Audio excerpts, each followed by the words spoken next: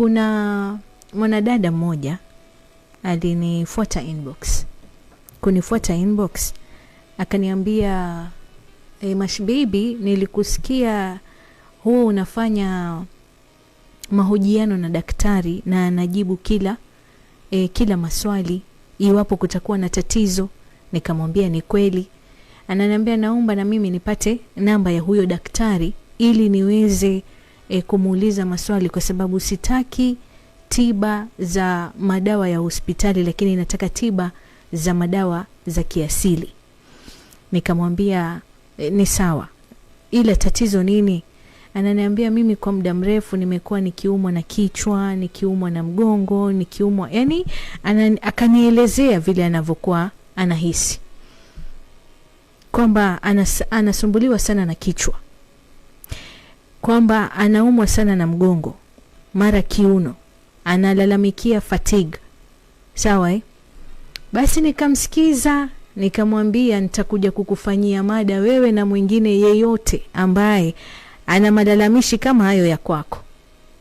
Mwanamke mwenzangu unainisikiliza na unainitazama, utapoteza pesa uende ukasumbue madaktari kwamba uone mwana kichwa, mimi daktari na kichwa hicho hakiachi kuniuma, mara sijui na mwana mgongo, mkika hivi nasikia kiuno cha pasua, mara miguu haishiki, mara na fatigue, mtu kidogo akinikosea na hasira. Mwanamke mwenzangu, tafuta mume akuvumbule.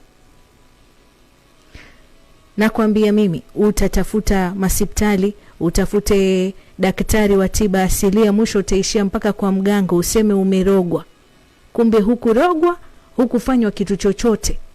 Umekaa muda mrefu bila kuvumbulana. Jamanini, tusidanganyane, kuvumbulana ni tiba. Especially tiba ya maradhi haya madogo madogo, kuvumbulana ni therapy.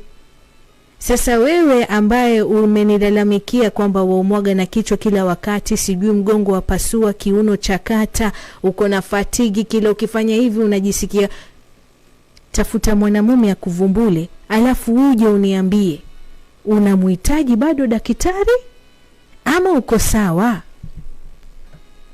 Kwa sababu mimi nawaonea wanawake wenzangu huruma. Mimi Mashibebi na mwana kichwa, yani nasikia mgongo hautaki. Ulipeza lini kuvumbulwa?